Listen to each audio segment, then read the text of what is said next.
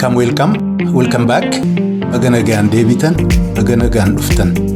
Kun podcastii Ilma Hormaati.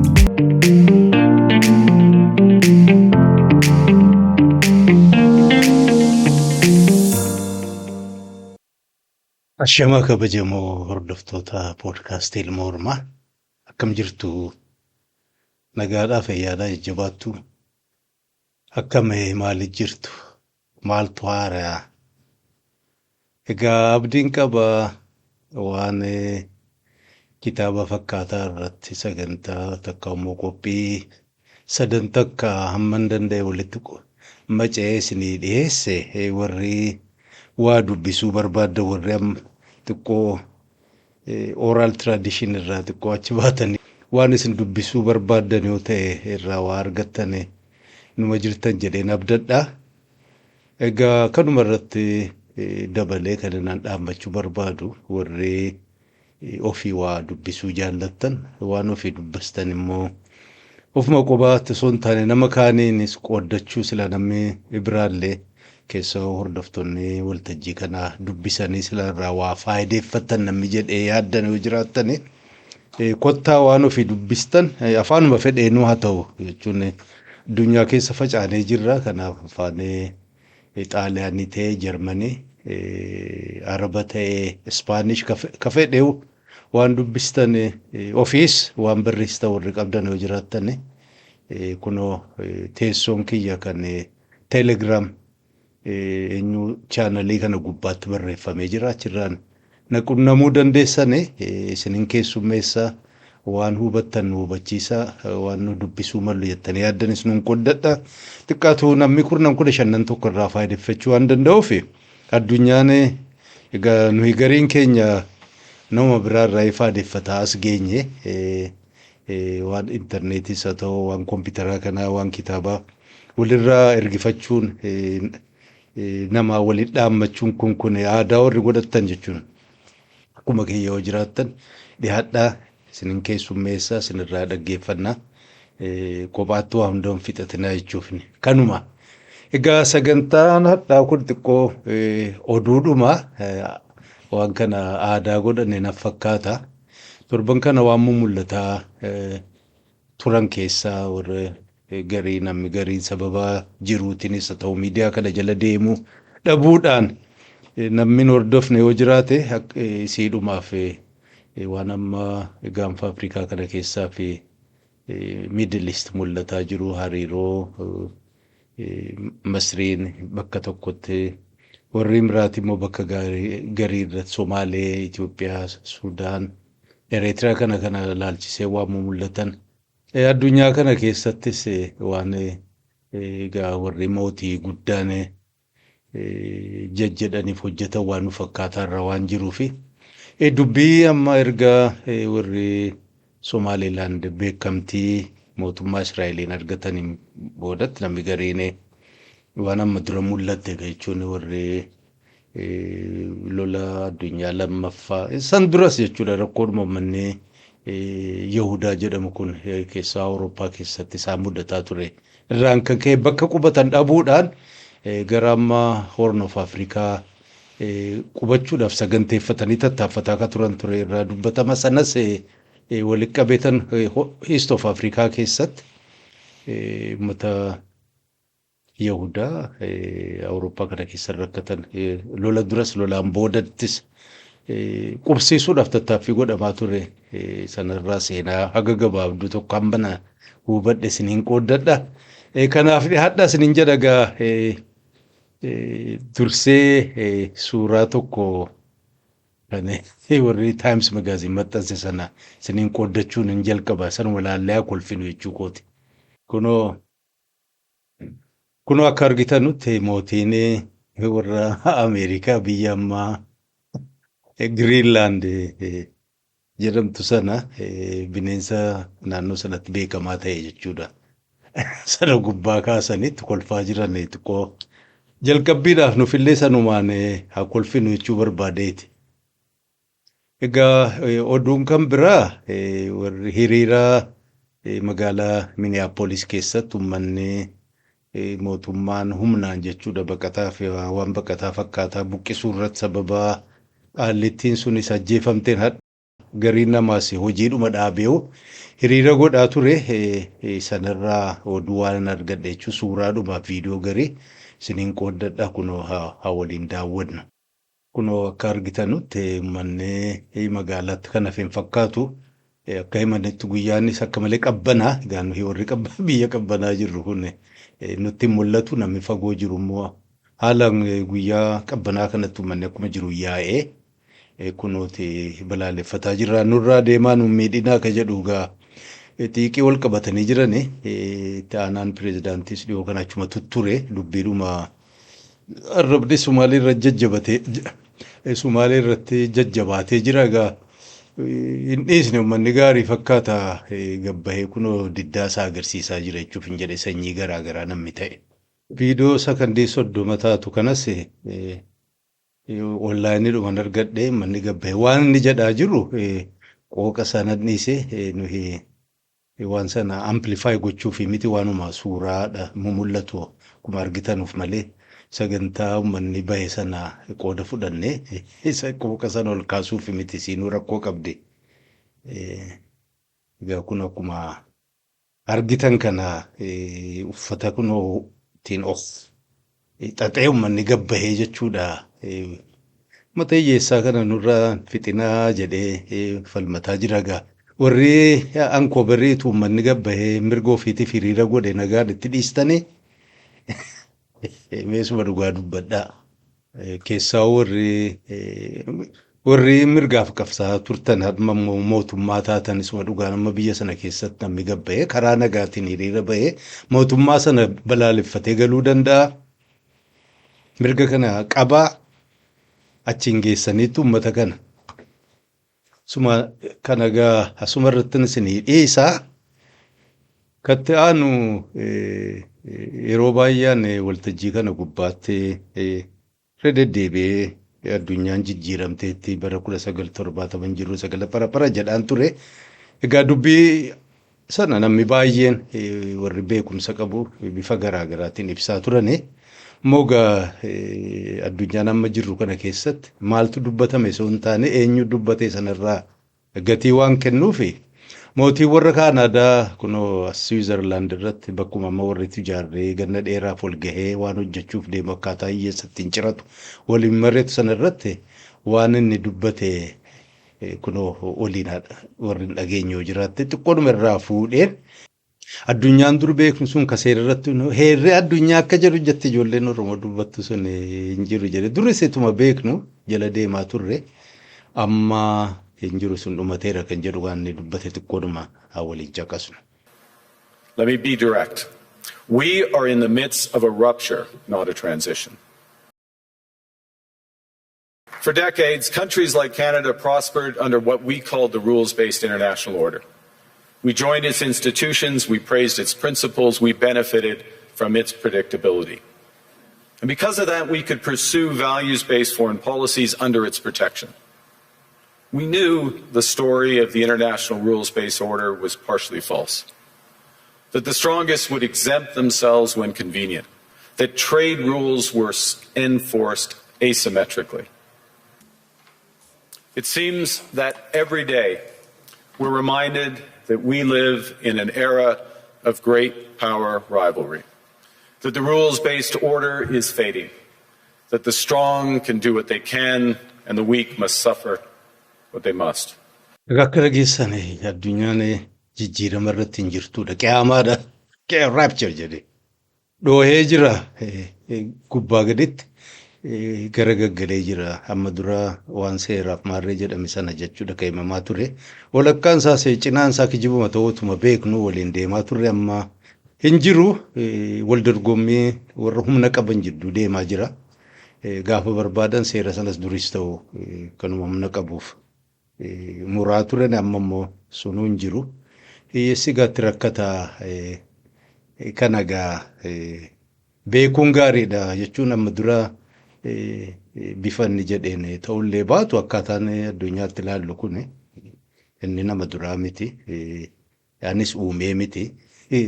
Dura nama baay'eetu waan kana irratti hojii kiyya jedhee qorate amma lubbuun jirrus kana hubatu nun dhibu akkas ture kanallee quba qabaadhaa jechuuf egaa kan biraa kan inni fakkeenya fudhate nama Czechoslovakia kan eenyudhuma playwright and poet ka ture 2011tti du'e natti fakkaata waan inni barreesse keessaa fakkii tokko fudhate The Power of the Powerless jedhee inni 1978 barreesse jechuudha. Warra sooshaalistii kana keessaa waa dhoksaan barreessame jedhanii himamaa ture. Shaggaritti markaatoo keessa dhoksaadhaan gurguraa turani.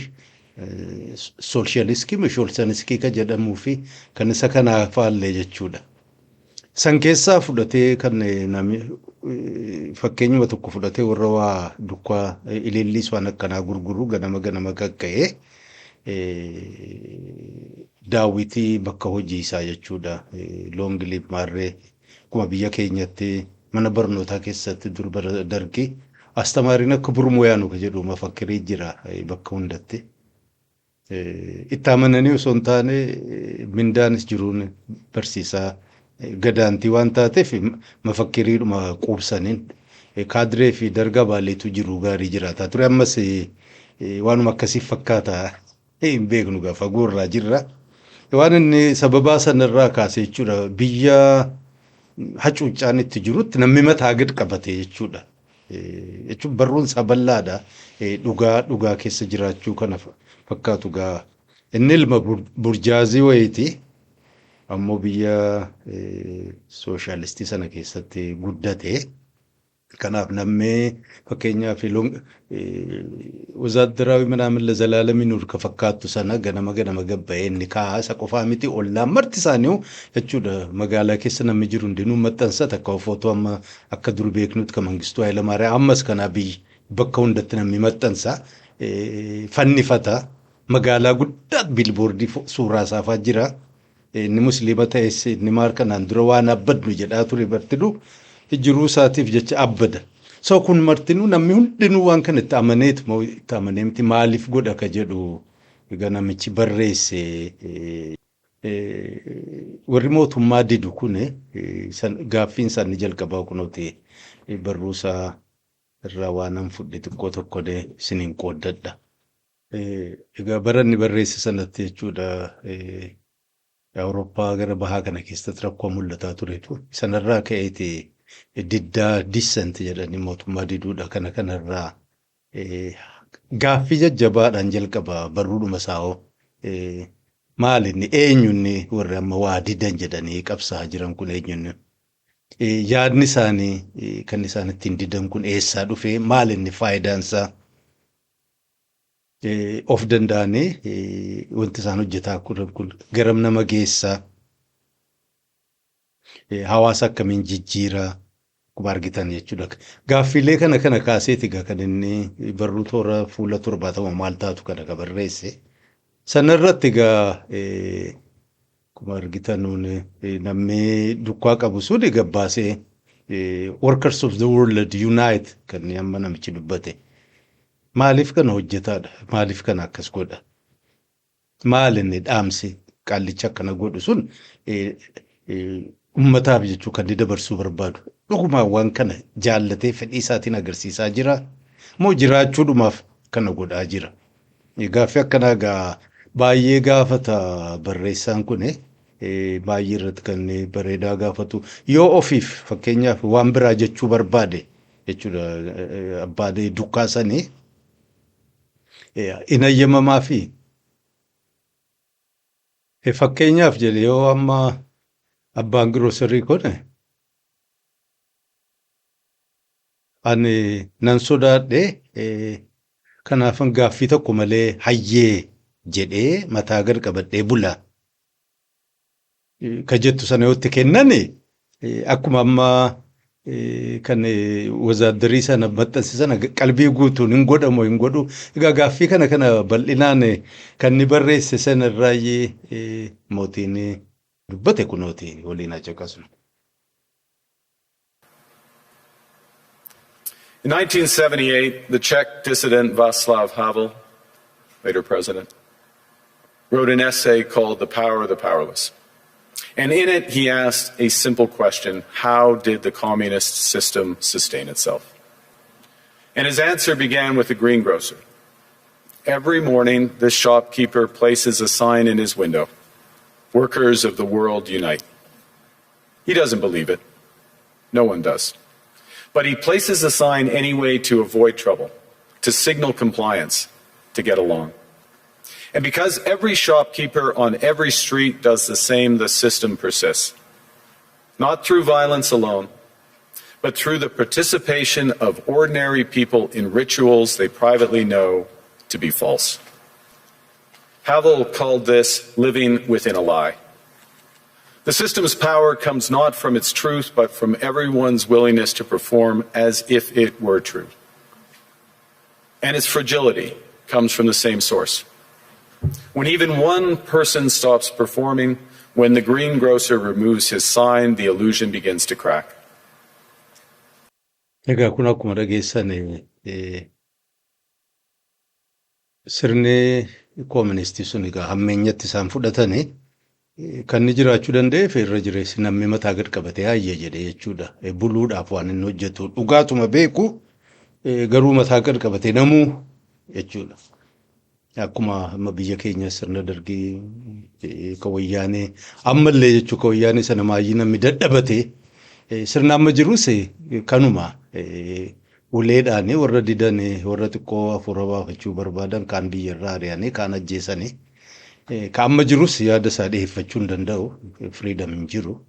Warruma paartii guute kan miiliyoonaan lakkaa'amu sunis jireenyumaaf itti seene malee dhugumaan kaayyoo sana takkaan bulchiinsu kun ta'eefii miti kun beekamaadha.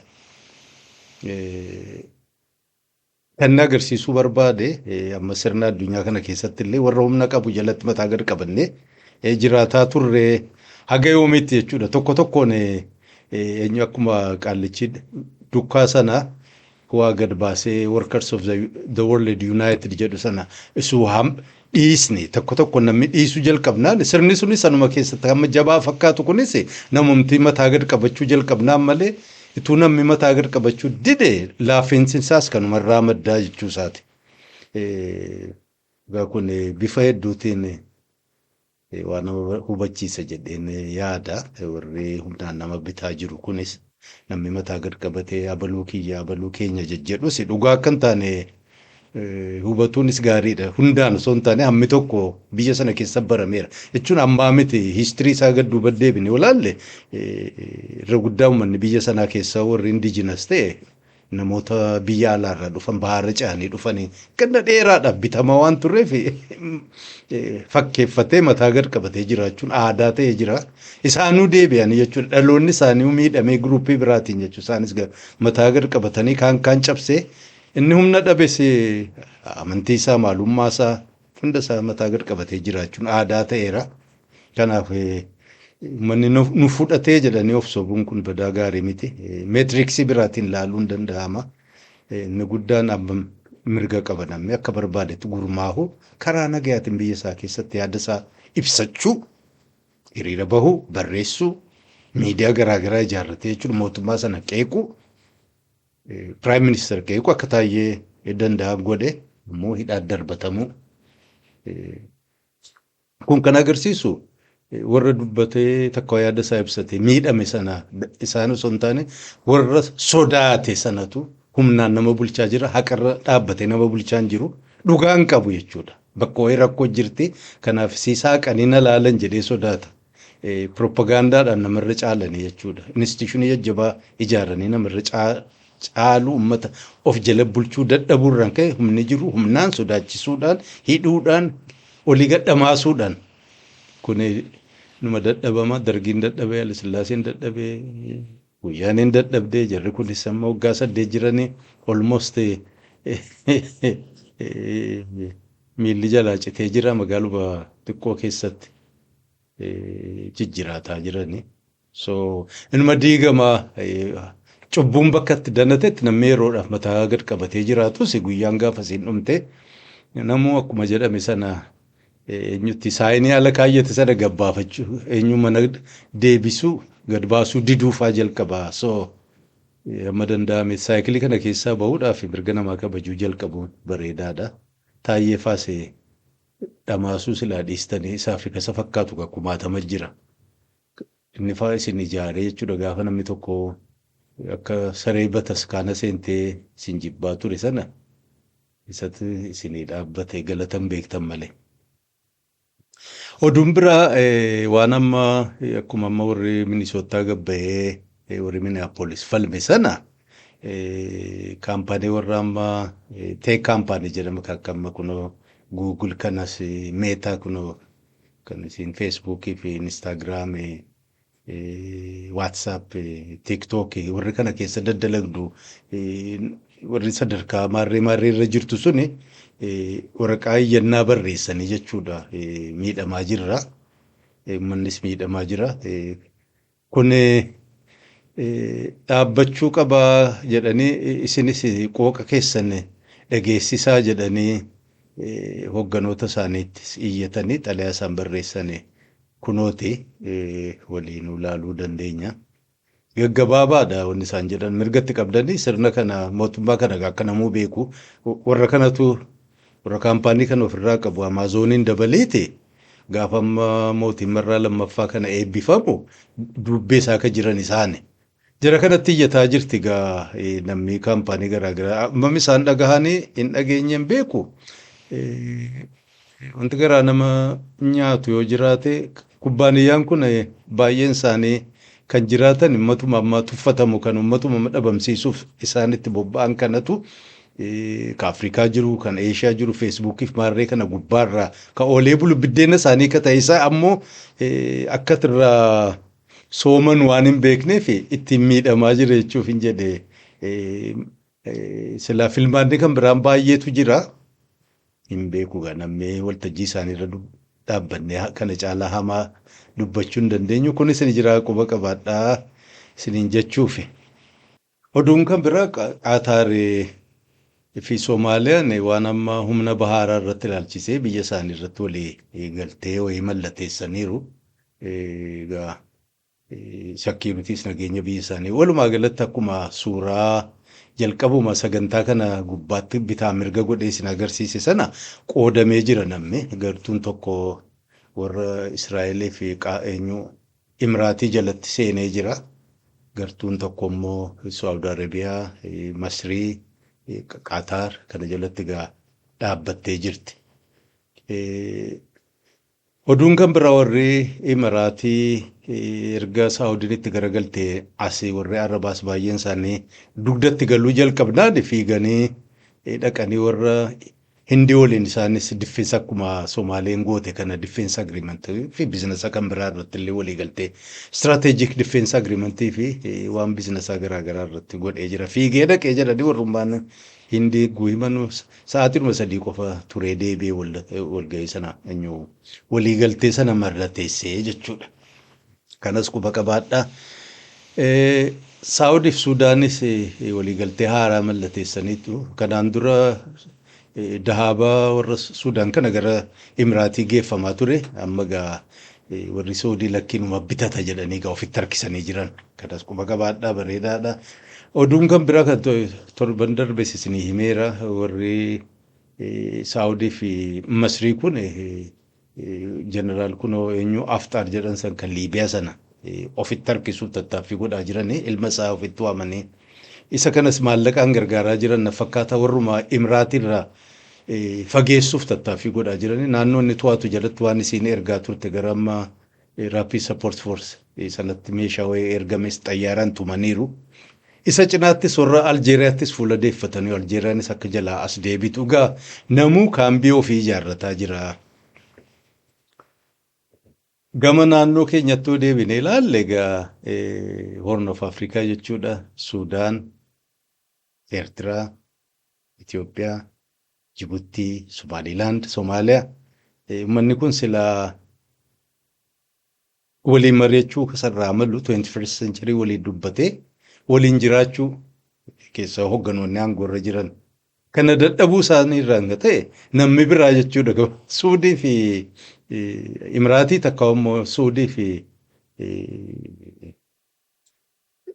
Israa'el of jalatti jara kana hiriirsanii jechuudha. Meeshaa godhatanii eenyuun kan wal loluuf deemu wal fixaa jirus warruma Horn of Afrikaa kanaati. Isaan dhufanii lolaan jiran. Wanti argamu hin jiru.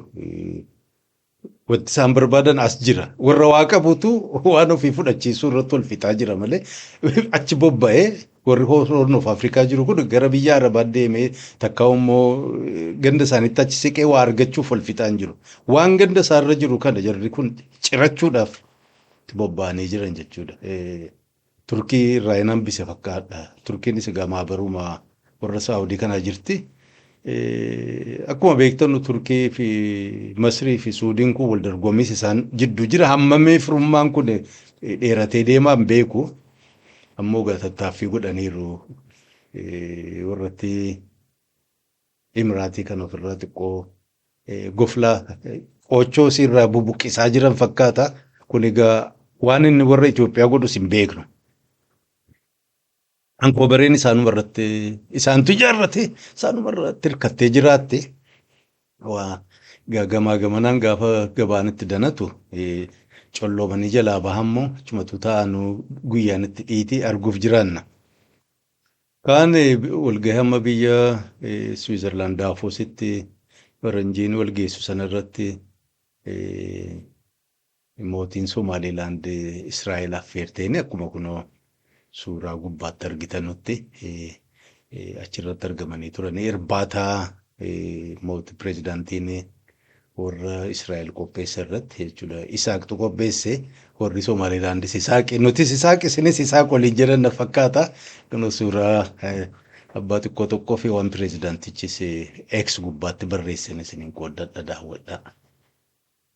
Egaa akka jiru pireezidaantii kaleessa World Economic Forum Daavoositti affeerraa nu godhametti galgala pireezidaantiin Israa'eel irbaata nu godhe gubbaatti isaanis wal arginee jedhee san cinaattis ilma pireezidaantii Trump Eric Trumpinis wal arginee jirra jedha.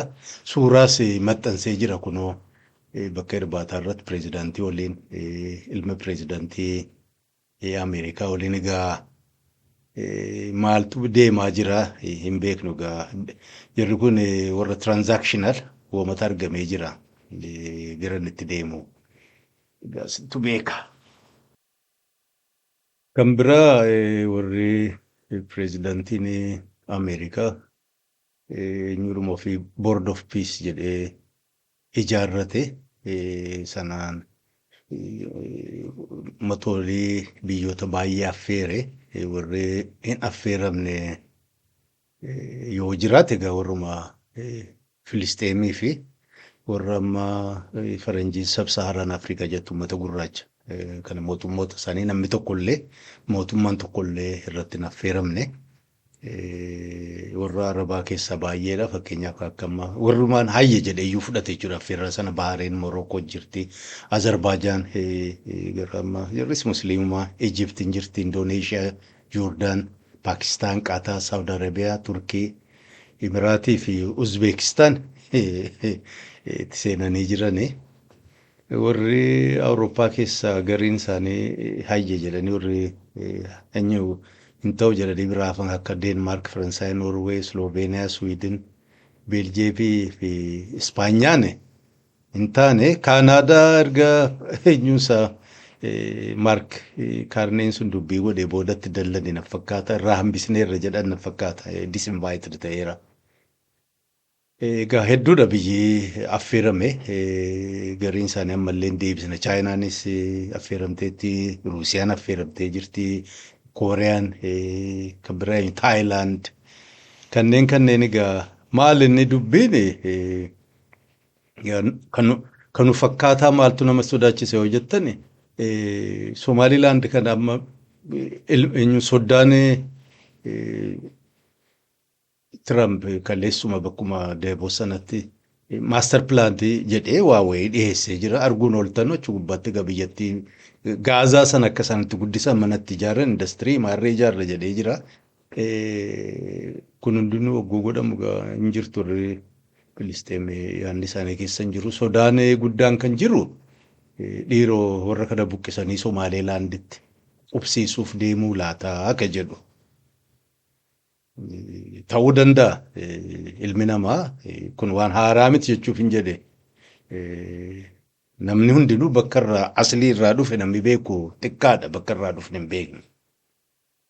Warri Arabaas kan amma achi jiraatus ta'ee kan Morokoo jiru haa ta'u, kan Liibiyaa jiru haa ta'u, kan Masrii, kan Tuuniziyaa, Mooritaaniyaa, asumaa ollaa Suudaan jiru.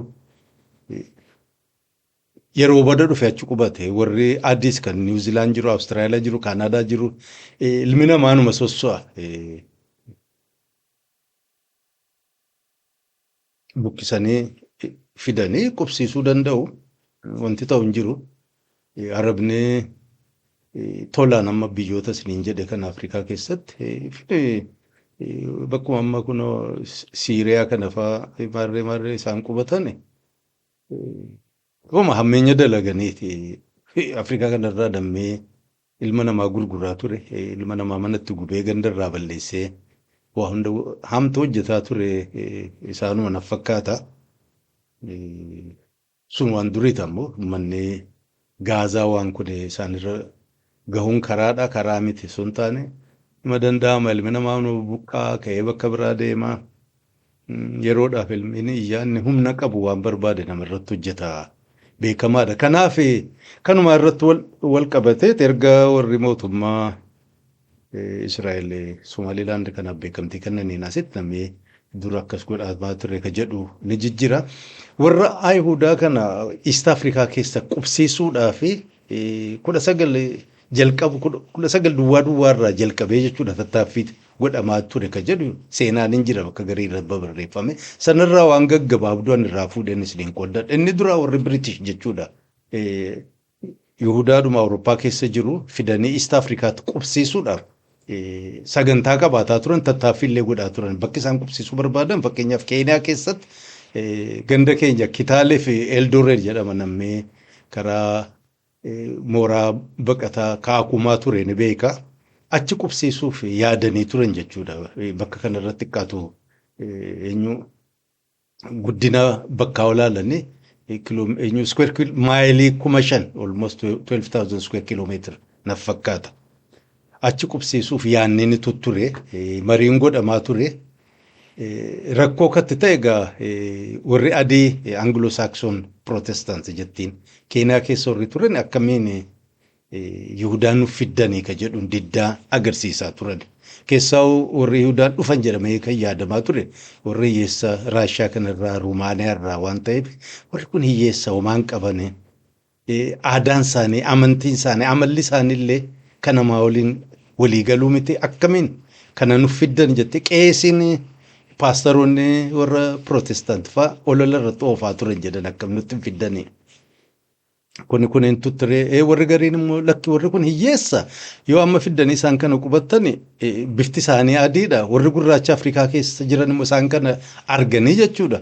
Adii tuffachuu jalqabu isaan tuffannaan nullee tuffatamuuf deemna. Kanaaf uummata gadaantii kana nutti hin fidinaa ka jedhuun egaa dhiibbaan irra godhamaa ture jechuudha. Isaanitti aanee dubbii isaan kana fidanii qubsiisuun warra Xaaliyaanii keessatti ka dubbatamaa ture.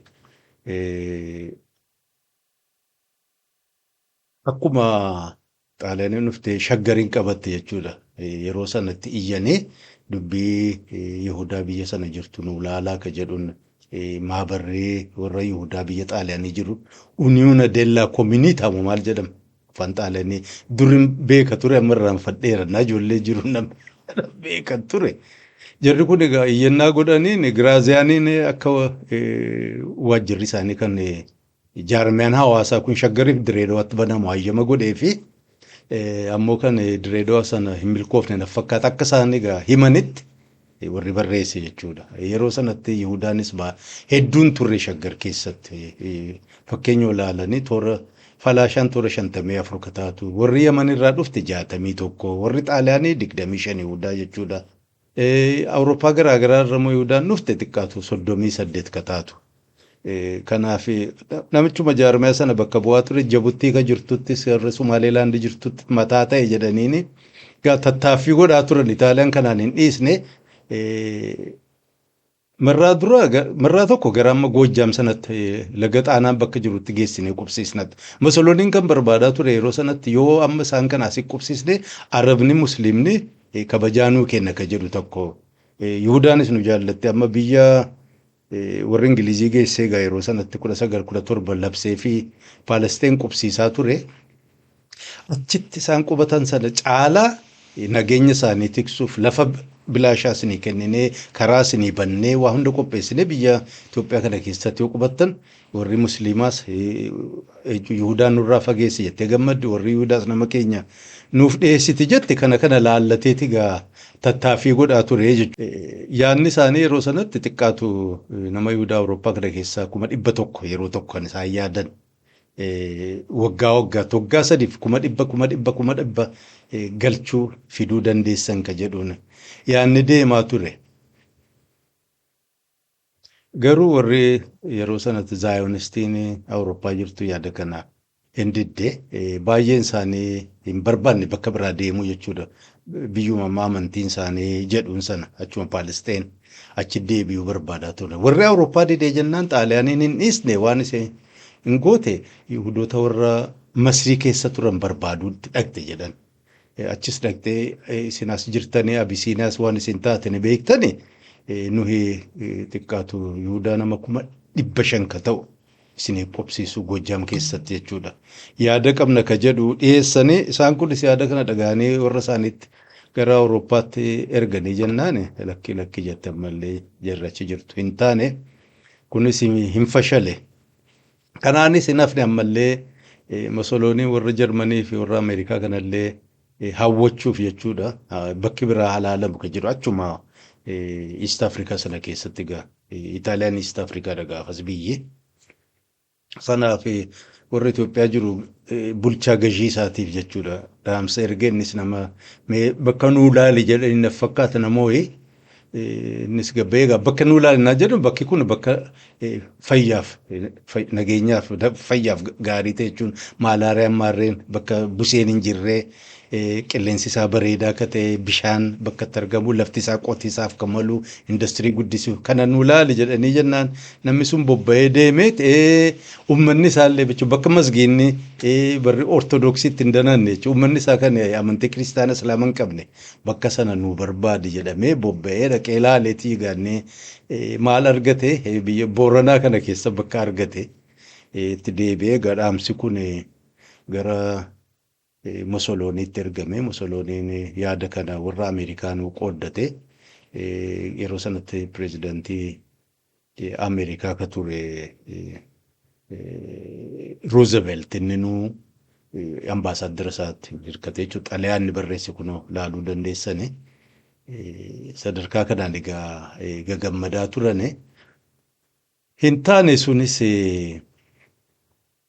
kan Booranaa sun kunoo xalayaa Roosevelt gabaabseedhuma faarseen Musoloonii kana barreessee ambaasaaddarri Ameerikaa Roomaa ture sunis dhaqee Musoloonii gaafa dubbisu sana waan isaan waliin jedhan waan isaan waliin dubbatan jechuudha dhaamsa sana geessee fi qara'ee fi kunoo akkasiin waliin daddabarsan jechuuf hin jedhe kunis warra Zaayonistii bira fudhataman arganne. Egaa bara kanatti Awurooppaa keessatti namni Hoolaandaa tokko Gildimister moo maal jedhan maqaa isaa sirnaan pronounce gochuu hin beeku. Jaarmiyaa ijaarrate warruma refuujii sababa lolaatiin buqqa'aa jiran kana gargaaruudha. Maqaa ofiitiin Gildimister Oswanderer Helfis Action jechuun Helfis dubiratti yelp jedhanii gargaaruudhuma ta'uu isaa na fakkaata seensii isaarraa akkan argutti Veenaatti ijaarrate jechuudha. Jaarmiyaa kanaaf ofii isaatti assistant namni godhee ijaarrate nama Yihudaa ofitti qabe nama Yihudaa Fiyembaarii jedhaniin Hermaan Fiyembaarii. Isatu gaa Veenaa kanatti waan kana gaggeessaa ture booda Veenaa irraa is ka'ee immoo gara Roomaa dhaqee Roomaa sanattis waan inni hojjetaa jiru waan inni babarreesse gariinsaa warra Jarmanii kanaan hin jaallatamne jechuudha. Bakka irratti baqachuun isa dirqee jaarmiyaa sanas hin cufane achiin egaa qaallichi sun jechuudha. Hermaan kun gara Ispaanyaa baqatee Ispaanyaarraa immoo gara Ameerikaa Niiwuorkitti gala jechuudha. Egaa isa kanatu waan amma Hargeysaatti isaan galchuu ka jedhu sana sagantaa kattiin gaggeeffataa ture. Egaa karooraan baafate xalayaa dheeraadha san keessa gabaabsee kan inni nama biraatti barreesse jechuudha. Maqaas ofii moggaasee Harar Council for the Autonomous Jewish Province of Harar ka jedhu ijaarrate 1943 faatti 243 eegalee kun xalayaan inni barreesse 44tti. Egaa Harar maaliif faayidaa qaba ka jedhu qabxii 3 irra kaa'a bakki isaa bal'aa ta'u jechuudha. Kanaaf uummata Yihudaa nama baay'ee nuuf fudhachuu danda'a. Namni baay'een achirra manni faffaca'ee dhuma asii fachi jijjiraatti malee hedduminaan namni keessan qubanne. Mootiin Itoophiyaa ofii isaatii akkuma ilma Yihudaa Daavidii fi Maarrii himatu jechuudha. Moo Ambassaa Zabna Gudee Yihudaa jedhanii waan himataniif rakkoo ilmaan Yihudaa isaan mudate kanaaf xiqqoo garaa nuu laafa ka jedhu laallanneeti ka jedhu faagaa dheeraadha. Eenyuusaa Harar Council waan isaanitti ijaarratan kunooti suutaan xalayaan kanarraan egaa xalayaa Haile Sillaaseeti.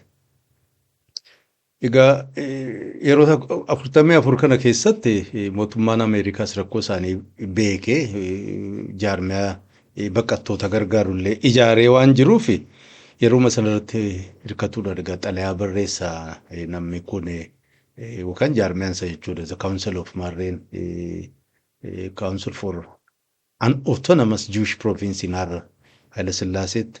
Jaanwarii 26 bara 1944 xalayaa isaan barreessan kunooti asirra maxxansee jira. Poos gootanii ilaaluu dandeessan waan inni Haile Sillaasee gaafate fuula 4 gaggabaabbatee asirra jira. Egaa Haile Sillaasees faarsanii maal jedhanii rakkoo ofii himatanii akkaataa bulchiinsi sun itti ta'ullee dudubbatanii homaa miti nuyi biyya ijaarrachuuf deemaan jirru isinuma jalatti mootii keenya jalatti nuyi maarreedhaa dinagdees bakka kanaa fiduu dandeenya biyya sanas guddisuu dandeenya kana jajjadha. Anaa fi wanni guddaan maajirratti waan inni jedhe jechuudha. Kitaaba isaanii keessa jechuu tokko Book of Zohar ka jedhu sanarraa fuudhee waawee jedhe jechuudha. The diaspora will come to an end when the Jews enter the land of Kush jedha. Baqne jechuun warri Yihudaa kun ganna dheeraadhaaf asii fachi faffaca'aa turan kun faca'insi kun jechuudha. Kan ni dhumatu gaafa ilmaan Yihudaa biyya Kush seenan achirraa kaasee faffaca'uun rakkachuun dhumata ka jedhu jala kaa'e kana fa'aa jechuudha. Sun agarsiisuuf kaafii ofii keessanii dubbisuu dandeessan. Egaa kanarra ka beekuu qabdu akkinaan hubadheetti jechuudha. Namni kun ofii isaatiif Awurooppaarraa iskee achi dhaqee Niiwuorkis seenee nama waliin qaqqabate malee ofii isaatii mootummaa yookaan inumaa bakka garii irratti warri Ingiliis fa'aa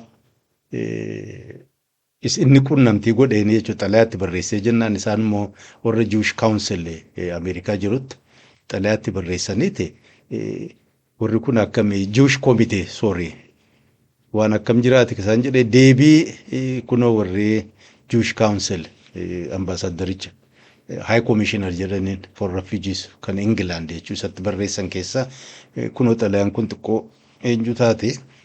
Haasaa waliin goonee turre nama kanas dudubbisnee akkamii dubbiinsaa jennaan gara baay'ee irratti waan inni jedhe qofan isin dubbisa.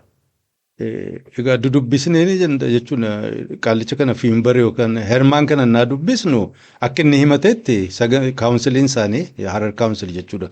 Mootummaadhaan fi deeggarameera atillee jechuudha ambaasaaddaricha kanaan haayir koomishinara kana isiniinfaa dubbata deeggarama jedhu kana qofa osoo hin taane nuyi nama Yihudaa Jarmanirraa baqatanii dhufan 15 ka ta'ullee koomitii keenya keessa jira jedhe. Maayyii maal jedha namni kun jechuudha warri daayirektarrii jechuudha kan the American Jewish koomitee akka inni irraa hubanne namni naan ergee isaan kana dubbisanii deebi'an irraa hubatanii jarattiin kun mentioned by name jedha was something of a racket jedha eenyu keessatti akkuma argitan nutti Ameerikaa keessatti jecha kana racket waan ittiin gargaaramnu nu hubattan fakkaata. So my conclusion is jedhaga baay'irratti kan irra gahe as I stated in my cable jechuudha dabana sanatti waliin dhaammatan it would be advisable not to even correspond with them jedha.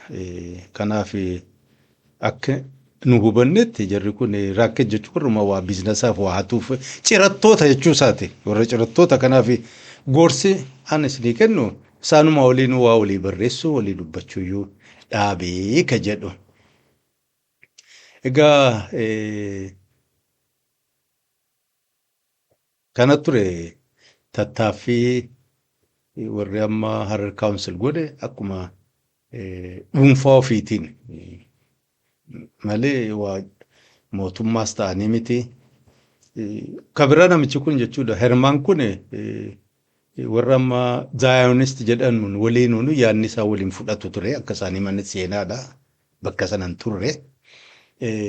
Warri zaayonist Paalisteenitti deebina ka jedhu inni immoo Paalisteenitti deebi'u kun rakkoo qaba. Paalisteen sana Yihudaanis Musliimnis Kiristaannis ka gamtaa haa taatu bakka biraa haa qubannu ka jedhu bakka hedduu laalanii turan jechuu bakki lallaalame yaadaan Ugaandaa ka Keeniyaa sana Keeniyaas Angoolaa Northern Kimberley jedhan Awustiraaliyaan fakkaata kan hunda lallaalaniiti kan hunda keessa Harar daasaan laallatanu Sumaaliilaandis biyyaa sana keessa jira kun barruu isaa tokko keessatti isinii maxxansee fakkaata irran deebi'ee asittis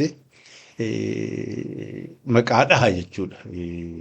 Jarreen kana sila arganne barbaraa fi zaayilaatti illee nu baasa jechuu kana kanaan himataa ture.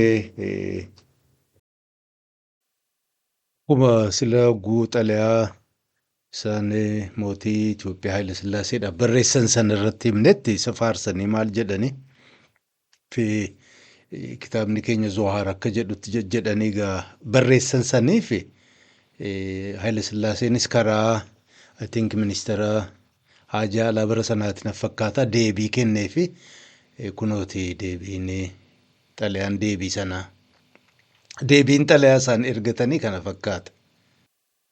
Egaa mootiin jedha ministeerri bakka isaa bu'ee ka barreesse jechuudha. Efreem Toldamadin bilaattaa Efreem Toldamadin.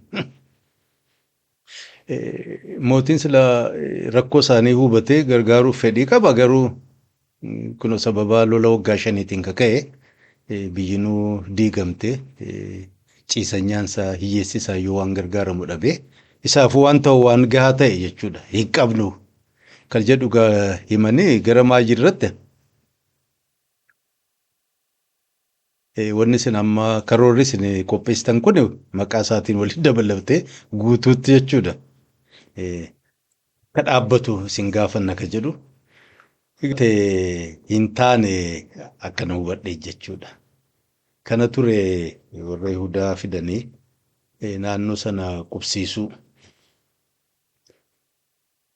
Ka Yihudaa hafus mootummaan Haayile Sillaasee bifa biraatiin akka himamutti warra Giriik ammas isaanis sababa lolaatiin buqqee sana nama 1,500 ka ta'u qubsiiseera jedhama Shaggarii fi Direedawaatti. Yihudaa Giriikaa jedhaman malee irra guddaan isaanii maqaa Giriik maqaa Armeeniyaan Baqaa garaa irraatiin warri dhufaa jiru isaan keessas warri Yihudaas inuma ture. Nama beekaa histirii kana beekaa anuu sababa kanaatiin waan kana warri Giriik sababa lola addunyaa lammaffaa sanaatiin Itoophiyaa keessa dhufanii qubatuu isaanii quban qabu ture jechuuf hin jedhe. Warri zamana Minilikii san duras jechuudha Giriikii numa biyya isaanuma ture Armeniif Giriik wanti dahaaba tolchu warri maarree godhu isaan ture. Isaanuma gubbaatti immoo gaa 1500 ka ta'u immoo Haayile Sillaaseen qubsiise kuma Raastafarii qubsiise sana jechuudha. So waan kana hunda wali qabne hogguu laallu warri faranjii counter factual jetti nu hin fakkaata sila warri Yihudaa dhufee Ugaadeen sana qubatee eenyutti Sumaaleelaandis ofitti dabalate naannoon sun akkam ta'a ture jettanii yaaddan. Itoophiyaan, Jibuttiin, Somaaliyaan haalli si akkam ta'a ture. Egaa warri Yihudaa bakka qubata Awurooppaan olii gadaadha maastu malee uummata akkuma hiyyeessa qabanutti uummata beekaa, uummata tujaaraa, uummata maallaqa qabu isaanuu qubsiisuu kan danda'u humna isaanuu himataa turan jechuudha. Xaaliyaa barreessan kana keessatti uummata dhufee qubatu sanaaf Haayile Sillaaseettis bakka biraattis naa himatanu risoorsii bakka biraarraa argannaa kana abdii guutuudhaan jedhanii namni keenyas beekumsas dandeettii qabaa. Gammoojjii kana keessattis bobba'ee ooyiruu akka gaariitti oomishee jiruu ofii ijaaruu industirii ijaaruu dandeettiitti qaba. Kana himaa turan kun dhugaadha bakka hedduu mul'ateera. Silaa dhufanii achi qubatanii akkam ta'a ture akkamiin ilaaltan. Kan biraa wanta amma sila isiniin jedhe pireezidaantiin Somaaliilaand pireezidaantii Israa'el wal arganii innis immoo ilma mootii Ameerikaatiin wal agarsiise kuni garam geessa jettanii yaaddani. Hariiroonis amma warri Horn of Afrikaa jiru kun mootolii lamaan kana jechuun harka tokkoon Suudiidha, Turkiyyeedha, Masriidha, Qaataari isaan jala harka biraatiin immoo Israa'eel Imiraatiidha. Immoo giruuppii isaanii jalatti sesseenuun kun garam nama geessa. Uummata kanaaf faayidaa qaba jechuun uummata Horn of Afrikaa, Eritiriyaa dabalee, Suudaan, Itoophiyaa, Somaaliilaand, Somaaliyaa garam geessaan eenyu maal gochuuf hariiroo kana jala seenuun isaanii maal argamsiisuu danda'a kana ga'a. Namuu mataa ofiitiin yaaduu danda'u qaba. Kan biraa achuma Daavoos sanatti mootiin Ameerikaa mootii Masriidhaan wal arganiiru. Erga wal arganii booda ammas irra deebi'anii dubbiin hidha Abbayyaa sun ka'ee ture kun waliinuu waan isaan lamaan dubbatan irraa amma gaggabaabsee waliin dhaggeeffachuu dandeenya. في قضية وجودية قضية ملف سد النهضة والمياه. I'd like also to thank you, Mr. President, for your support us in an existential issue. And this is the Grand Renaissance Dam and the River Nile. وأيضا هنا بسجل مرة أخرى إن ده أمام الصحافة إن فخامة الرئيس يهتم بهذا الملف في منذ ولايته الأولى وحرص على أنه يقدم الجهد اللازم للوصول إلى اتفاق فيما يخص هذا السد. And for the record and before the press, I'd like just to remind everybody that Your Excellency did a lot of effort in this regard, in this file, in your first term in office, and you almost had a deal, and you did everything in your power at the time to get this deal done. فخامة الرئيس كل التقدير والاحترام لفخامتك. Mr. President, accept our highest appreciation and respect. Egaa erga galateeffatee warri Suudii jechuudha qaallicha faarsee maal jedhee gaafa amma marraa duraa bulchaa turte sanatti waa hunda nu gargaaruuf tattaaffii gootee turte achi booda homaan arganne maarree jedha irraa fuudheeti egaa waan amma hidha Abbayyaa sanarraa dubbatan jedha.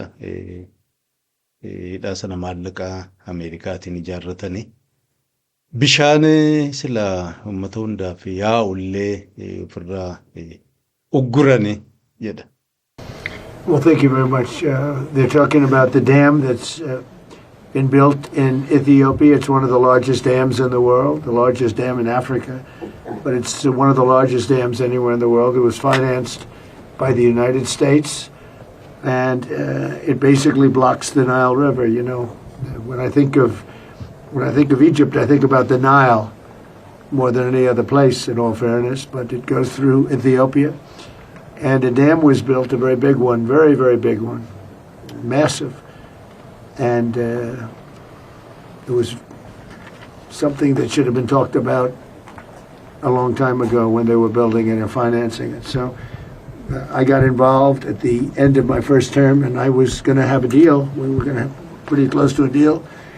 Then we had a rigged election, and I left, and of course Biden didn't do anything about it because he didn't know he was alive.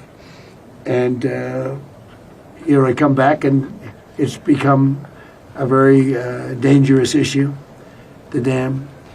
And I'll see if I can get that back on track. We were all set to make a deal. We're going to do a joint venture of sorts, and it would have been good. I think it would have been good for both. But it's a dangerous thing. They built a dam where somebody's not getting the water that they are supposed to get and that they've gotten for 1 million years, and all of a sudden the water flow is blocked by a very massive dam. I wouldn't be happy about it. And, you have a very strong leader in the president, and I hear you have a strong leader in Ethiopia, too. I don't know him as well as I know you, but he's a strong guy. And I'm going to try bringing the two of you together, see if we can make a deal. Egaa kunoota akkuma of faarsee qaalicha dura ture sanas hiree argate hundaa waa xiqqoo jala darbata. Laga kana egaa bakka irraa fideen beeku waggaa miliyoona warri arrabaa gaafas achiin jirtu. Achi yaa'aa ture waliin gargaarama turene eenyuun kunis akka malee guddaadha maasiif jedhaan. Rakkoo kana furuuf yoo hireen argame ka joint venture jedha eenyuuf eenyu jidduutti akka inni ta'e biizinasa yaade Masrii fi Itoophiyaa jidduu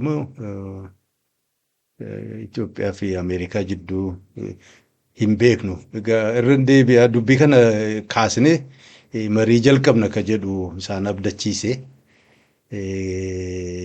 Dubbii maallaqa keenyaan ijaaramtu jettu sanas ammas irra deddeebisitu waan warra Itoophiyaa ta'e dubbiidhuma sana hin kaasu.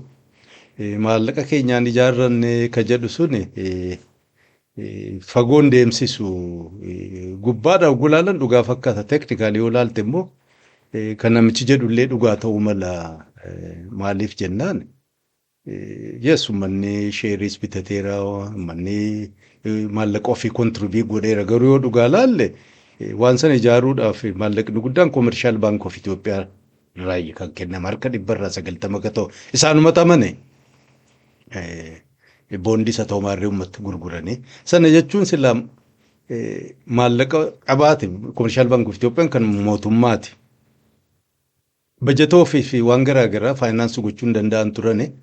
Yoo xiqqaate amma bara 2011 kaasee hamma wanti kun dhumatu 2024 jidduutti mootummaa Ameerikaa irra jechuudha.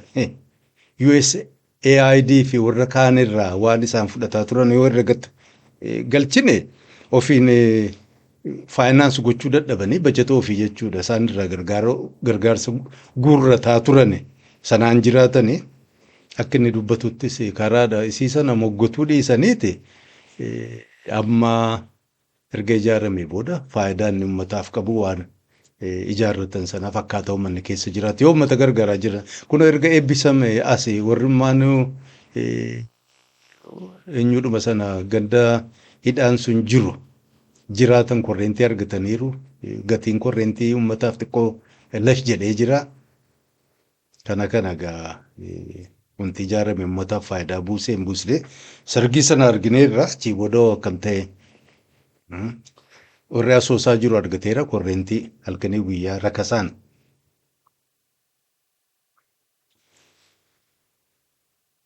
Kana gaa kan biraa egaa amma warri Saawudii akkuma jedheen Turkiyyeen bakka tokkotti Imiraatiin rabshaan guddaan dhufuu danda'a. Sudaan guyyaa jimaatatti akka himatte warri Itoophiyaa karaa amma dhihaa Oromiyaa kumruukiin warra RSF hidhachiisanii duula nurratti banaa jiran kan jedhu. Maal kun ammallee deebi'an maaliif lolan amma Itoophiyaan Sudaan waliin maal sababni si wal loltu maal? RSF Itoophiyaa maal faayidaan isaa maal qaba? Uummanni Itoophiyaa maal argachuuf deema achi keessaa? Ogaadeen yookaan Somaaleen Ogaadeen hammam akkasiin taate keessas hin beeku. Wal geessee jaarmaya haaraa ijaarranneerra jetteeti. Somali People's Alliance for Self-Determination SPAS ijaarrannee jedhan. Maal agarsiisa gaa kun? Haalli jiru jijjiiramee jira jechuudha amma. Humni garaa garaa maallaqni Qaataar duras Somaaliyaa amma tokko gargaaraa turte yeroo dheeraadhaan warra hunda caalaa isii gargaaraa ture fakkaata.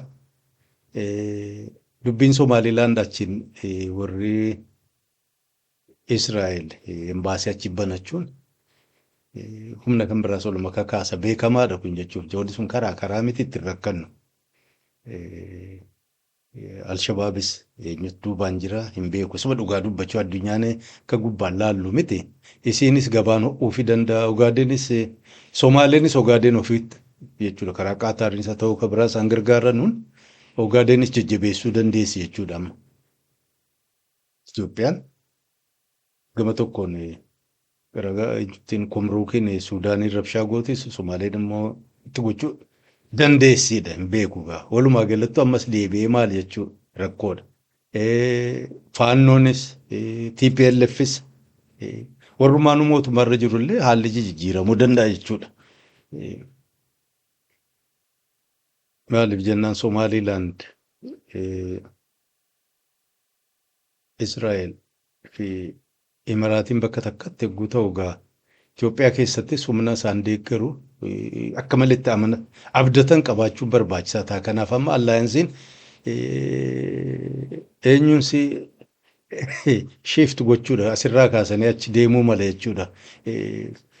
Ankoobareen kun hamma danda'ame maayinooritiidha. Yes barbaachisaa. Maayinooritiin biyyan bulchu jedhaan jiru. Warri maayinooritii bakka garaagaraa irraa wal filatan suni beezii dhabuun probably mootummaa Ibraatis ta'u Israa'el gammachiisuu dhiisuu mala. Dependable ka ta'uu danda'u isaanirra Tigree ta'uu mala isaanirra Amaara ta'uu mala isaan filachuu danda'an yeroo ammaa kana jechuudha. Amma booda haala jijjiiramaa jiru kana keessatti Somaaliilaand keessa waa qobsiisuuf illee yoo sagantaa qabaatan shaggar kanarraa humna jabaa akkatti abdatan isaan barbaachisa. Ankoobareen of jalatti waa hedduu maayinooritii guurte kanuma beeknu warra Gireek irraa haftee taatu Armeeniyaa irraa Raashiyaa irraa Turkii irraa warra Harlaatuur irraa Yemanii irraa Adiraamii irraa kanneenis egaa amantiis jijjiirate maarree walitti Oromoo kana gowwoomsanii mataatti tatta'ani.